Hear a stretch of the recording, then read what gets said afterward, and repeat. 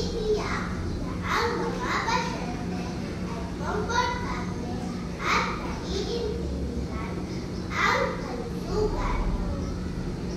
Pang-apat, nagbibigay ito ng payo tungkol sa pagpangalan sa kalusugan ng mga paraan upang maiwasan ang sakit.